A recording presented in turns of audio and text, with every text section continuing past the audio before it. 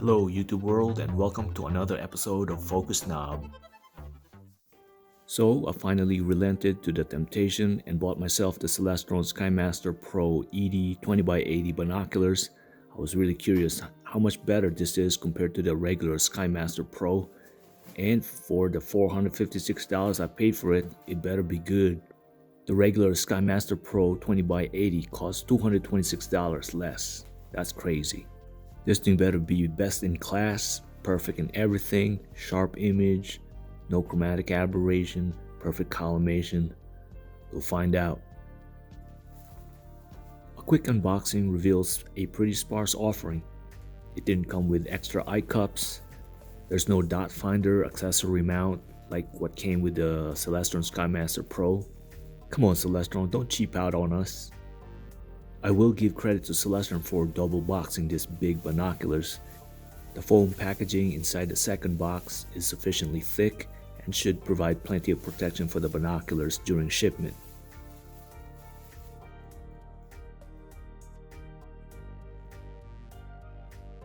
The Pro ED came with two accessories. You got a binocular strap and then you got the bag, which is far superior to the one that came with the 25x100. This one is really nice. It opens up easily and then opens up nice and wide. You can easily put the binoculars in and out really easily, unlike the 25x100.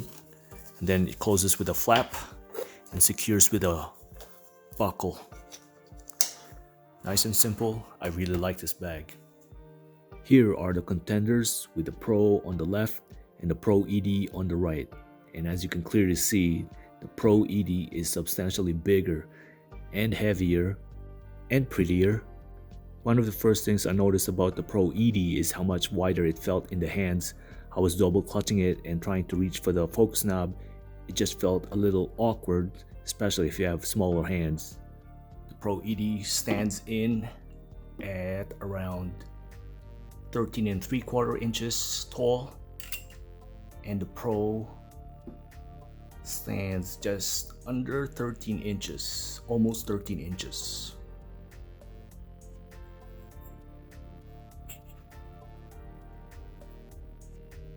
The size of the eyepieces on the binoculars are also substantially different. With the Pro version, the eye cups measures in at 45mm wide, and the Pro ED, the eye cups measures at about 52mm wide, and the eye lens is 22mm, while on the Pro version it's at 20mm. Here's a look inside the barrels of both binoculars, with the Pro ED on top and the Pro at the bottom. And then, as you can tell, both have the same XLT lens coating, a deep purple blue color. And here's the inside of the barrels. This is the Pro ED. Very well constructed. Inside of the barrel is nice and clean. Compared to the Pro version, which looks like this. What happened here? It looks very wet. It looks shiny, highly reflective. I don't know what Celestron coated the inside of the barrels with. Look at the baffle on the middle of the barrel. Some spots are coated, some spots are not. Does anybody know what coating this is? It doesn't look good. Pro ED, nice and professional. I like the Pro ED much better. Looks much better constructed. The Pro ED certainly is a looker with its new rubber armor shell. This is without a doubt the best looking SkyMaster to date. Let's go over the specs. This is the 20x80 version, focal ratio of f4.1. The lenses are fully multi-coated with what Celestron calls their XLT coatings. And as the namesake suggests, this contains ED lens elements for a sharper view and less chromatic aberrations. Prism is Bach 4, true field of view of 3.4 degrees with an exit pupil of 4 mm and an eye relief of 15.4 mm. And this is where the Pro ED falls short of the regular Pro version. Due to the threaded eyepieces for attaching filters, you are effectively losing an extra 5 mm in eye relief. If you wear eyeglasses or have a big nose, this might be a problem for you. I for one had a problem seeing the entire field of view. This is very poor execution from Celestron, and I wish they didn't do this. There's very little instances where you would need to use a filter and you're just sacrificing in the all-important eye relief, which is more important to most people.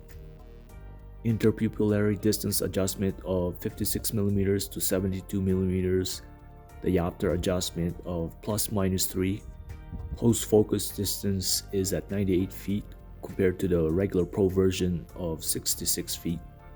At 13 3/4 inches in length and weighing around 7 pounds, you wouldn't want to be hand holding this for very long, so you definitely need a tripod.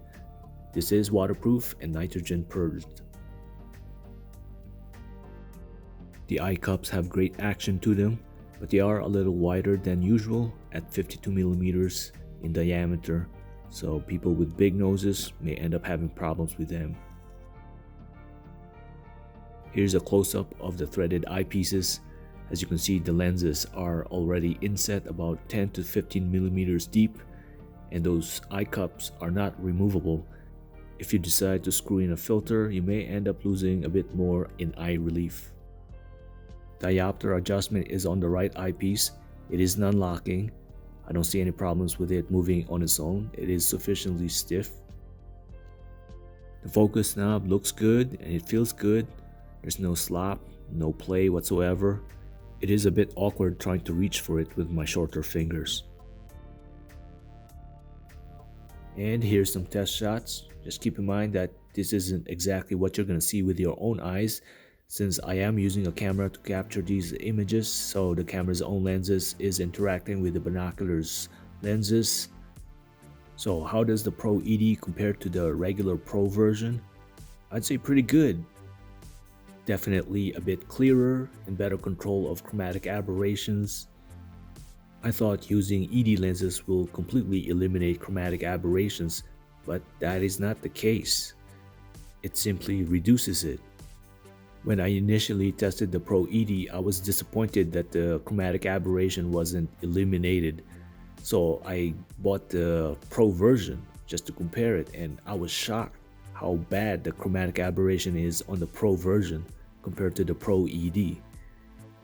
I would describe the chromatic aberration on the Pro version as more saturated, deeper purple, deeper yellow color, more pronounced, while on the Pro ED version it's more desaturated, less obvious, but definitely still there.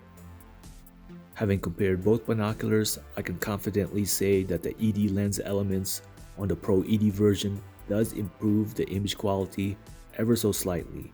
It's not a big change, but definitely noticeable. Field sharpness is typical, with 50% on center going out looking sharp and then gradually softening as you move towards the edge of view. I didn't notice any obvious field distortion like barrel distortion or pin cushion like you see in the test shots, but that could be because my camera lenses are not perfectly aligned with the lenses of the binoculars. At night, star fields looked really sharp, pinpoint sharp at the very center. I did not notice any chromatic aberrations, and star clusters looked really good as well. But the one target that really impressed me was the beehive cluster, and for the first time I was able to see white and orange colors in the cluster, which I never saw before with my 4.5-inch telescope, so I was really impressed. I did saw Jupiter, but I was not as impressed. It just did not look clear to me that night. And here's a couple of side-by-side shots comparing the chromatic aberrations between the Pro ED and the Pro version. This house is 230 yards away. You have the Pro ED on the left side and the Pro on the right side. And the one thing you'll notice is the Pro version has more chromatic aberrations. The purple and the yellows are more vivid, more saturated. If you don't keep your eyes perfectly aligned with the eye lenses, then the aberrations break out more easily on the Pro version.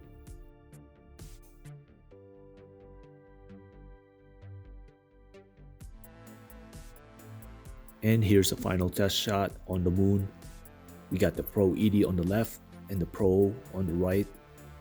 The moon is the worst target when it comes to chromatic aberrations due to the high contrast. And you'll notice that the purple and the yellow around the edges of the moons are more pronounced on the Pro version than on the Pro 80 version.